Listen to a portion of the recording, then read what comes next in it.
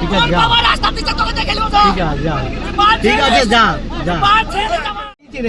13 বছর 14 বছর হতে চললো, 14 বছর হলে পরে মনে পড়লো। আপনি ঠিক করবেন না কি করবেন, যেটা প্রশাসন ঠিক করবে সেভাবেই হবে। আমরা এখানে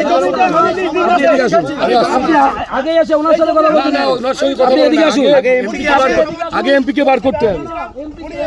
আমরা এখান থেকে নিয়ে যাবো না।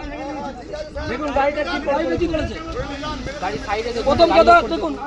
রানাঘাট লোকসভা কেন্দ্রের বিজেপি প্রার্থী জগন্নাথ সরকারের মাছের ভেড়ি থেকে মাছ চুরি হচ্ছে দীর্ঘদিন থেকে। এই অভিযোগ আসার পর আজ প্রচারে বেরোনোর আগে তিনি তার নিজের ভেড়িতে যাওয়ার চেষ্টা করেন। যেতে গিয়ে দেখেন ভেড়িতে যাওয়ার রাস্তা বন্ধ করে দেওয়া হয়েছে বেড়া দিয়ে। মদ্যপ অবস্থায় এক ব্যক্তি শাপল দিয়ে তার গাড়ির সামনে মারে। মদ্যপ ব্যক্তি নিজেকে সামলাতে না পেরে নিজেই পড়ে যায়। পরবর্তীতে কিছু ব্যক্তি মদ্যপ অবস্থায় এসে গাড়ির ওপর বিভিন্ন লাঠিসোঁটা নিয়ে আক্রমণ করার চেষ্টা করে। তার দেহরক্ষীরা সক্রিয়তার সাথে সেই আক্রমণ প্রতিহত করেন। পুলিশের সঙ্গে সঙ্গে জানানো সত্ত্বেও পুলিশ দীর্ঘ সময় অতিক্রমের পর ঘটনাস্থলে পৌঁছায়। আমার যে দীর্ঘমেয়াদী লিজ রেজিস্ট্রি করে পুকুর খনন করে মাছ চাষ চলত, তার উপর ঝামেলা চলছিল। আমার পাহারাদারকে এর আগে মারধর করেছে এবং ঘর ভাঙচুর হয়েছে একাধিকবার। থানায় জানানো সত্ত্বেও থানা সেভাবে, শান্তিপুর থানা সেইভাবে পদক্ষেপ নেয়নি।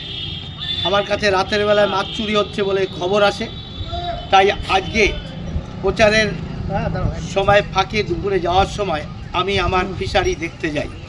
আর সেখানে দেখতে যাওয়ার সময় দেখা যায় ওখানে কুশমন্ডা এবং তার 2 ছেলে মিলে এবং তার সঙ্গে 2-3 জনা হয়তো তৃণমূলের আশ্রিত ক্রিমিনাল মিলে আমার গাড়ির ওপর হামলা করে আমার ওপর হামলা করতে যায়।